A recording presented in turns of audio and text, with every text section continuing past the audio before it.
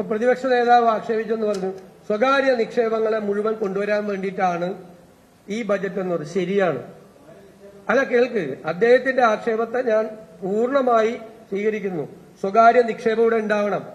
ഈ 87,000 കോടി രൂപയുടെ കടവും ഇപ്പൊ കൊടുക്കേണ്ട ബാധ്യതയും 5 ലക്ഷം കോടി രൂപയുടെ കടവുള്ള ഒരു സംസ്ഥാനത്തിന് ഏത് കാര്യമാണ് ഒരു സെക്ടറിൽ, പബ്ലിക് സെക്ടറിൽ തുടങ്ങാൻ പറ്റുന്നത്?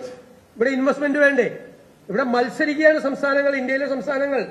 ഓരോ ഇൻവെസ്റ്ററെയും കൊണ്ടുപോകുന്നതിന് വേണ്ടി തമിഴ്നാടും കർണാടകയും മഹാരാഷ്ട്രയും തെലങ്കാനയും ആന്ധ്രയും ഹരിയാനയും എല്ലാവരും മത്സരിക്കുകയാണ്. ഇവിടെ വരാൻ പാടില്ല ആരും. അതല്ല ഞങ്ങളുടെ നയം. ഞങ്ങൾ സ്വകാര്യ നിക്ഷേപത്തെ പ്രോത്സാഹിപ്പിക്കും, ഇൻവെസ്റ്റ്മെന്റിനെ പ്രോത്സാഹിപ്പിക്കും. അതുവഴിയേ സമ്പദ്ഘടനയെ മെച്ചപ്പെടുത്താൻ പറ്റുള്ളൂ. പ്രൈവറ്റൈസേഷൻ എവിടെയാണ് ഉണ്ടാക്കിയത്? അല്ലെ, ഏത് മേഖലയാണ് സ്വകാര്യവൽക്കരിച്ചത്? KSRTC സ്വകാര്യവൽക്കരിച്ചോ? വാട്ടർ അതോറിറ്റി സ്വകാര്യവൽക്കരിച്ചോ? ഒരു മേഖലയും സ്വകാര്യവൽക്കരിച്ചിട്ടില്ല. ഒരു മേഖലയും സ്വകാര്യവൽക്കരിക്കുമെന്നുള്ള പ്രഖ്യാപനം നടത്തിയിട്ടില്ല.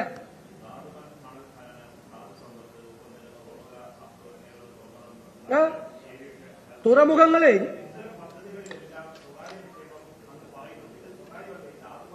അല്ല, തുറമുഖം കോൺഗ്രസിന്റേതായ, കർണാടകത്തിൽ കോൺഗ്രസ് ഇത് തന്നെ ചെയ്യുന്നത്, തെലങ്കാനയിൽ ഇത് തന്നെ. ആ നയത്തിൽ നിന്നൊരു വ്യത്യസ്തമായിട്ടുള്ള ഒരു നയവും കേരളത്തിലില്ല. കോൺഗ്രസിന്റേതായ ഇത് തന്നെ. കോൺഗ്രസ് ഭരിക്കുന്ന സംസ്ഥാനങ്ങളിലാണ് ഏറ്റവും ഭംഗിയായിട്ട് ഈ ഇൻവെസ്റ്റ്മെന്റ് കൊണ്ടുവന്നിരുന്നത്. പിന്നെ തുറമുഖത്ത് പ്രൈവറ്റൈസേഷൻ, അദാനി ഇവിടെ പോർട്ട് കൊണ്ടുവന്നു കഴിഞ്ഞാൽ ഇവിടെ അതിന്റെ ക്രെഡിറ്റ് മുഴുവൻ എടുത്ത പിണറായി വിജയനാണ് വന്നിട്ട് സ്വകാര്യ മേഖല. ഞാൻ ചോദിക്കട്ടെ, പോർട്ടിൽ നിക്ഷേപിക്കാനുള്ള പണം സംസ്ഥാനത്തിനുണ്ടോ?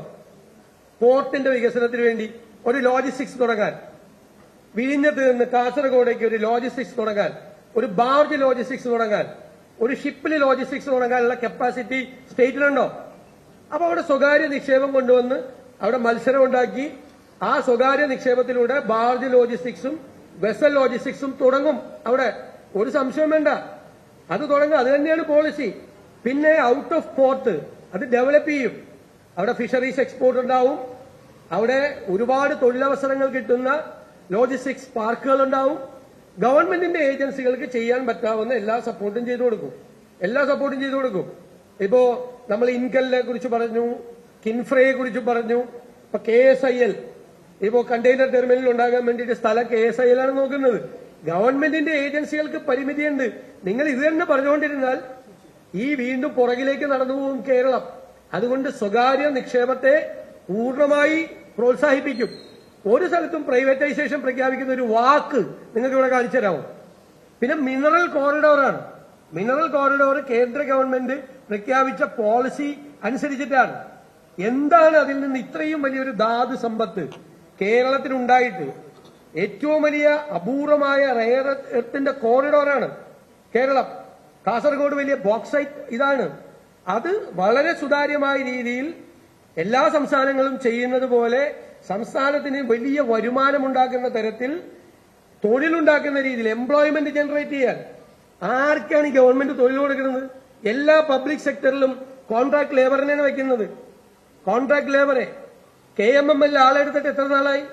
IRയിൽ ആളെടുത്തിട്ട് എത്ര നാളായി? കേരളത്തിന്റെ പൊതുമേഖലാ സ്ഥാപനമായ TCCയിൽ ഒരു അപ്പോയിന്റ്മെന്റ് നടന്നിട്ട് എത്ര നാളായി? ഞാനവിടെയൊക്കെ യൂണിയൻ പ്രസിഡന്റാണ്.